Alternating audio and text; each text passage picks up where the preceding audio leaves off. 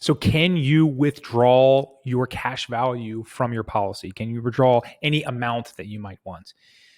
The answer is yes, you technically can withdraw your money from a policy, although you probably do not want to, or at least you want to have a very specific strategy or understand the following points before you do so.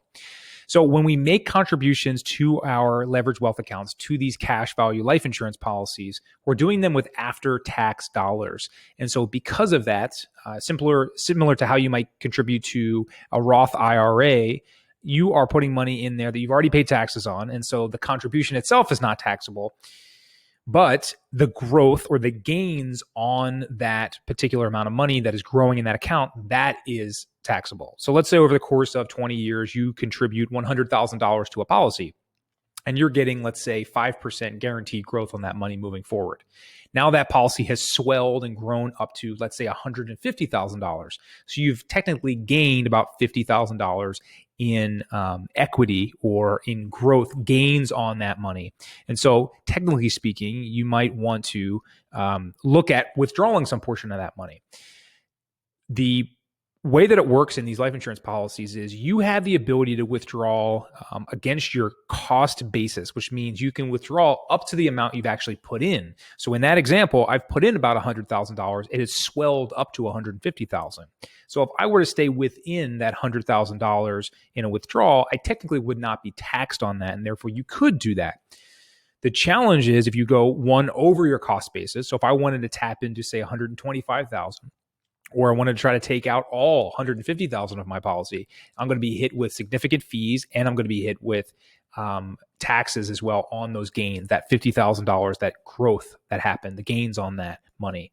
So definitely not the ideal way to do it. The other major thing is the way that we teach you how to use these policies is through the use of policy loans, which allow your total capital to the principal to not be affected when you take a loan.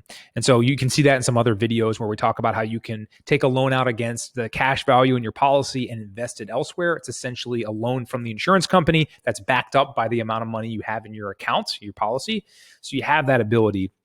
Because when you withdraw from a policy, besides the fees and then the tax implications that could come out, you're also interrupting the compounding growth on your account, right? So if I've got a savings account with a regular bank and I want to make an investment into a vehicle, let's say, or I want to invest in my business and I've got $100,000 in a policy and it's growing consistently, if I take $50,000 out, obviously now only $50,000 is growing and gaining compounding interest.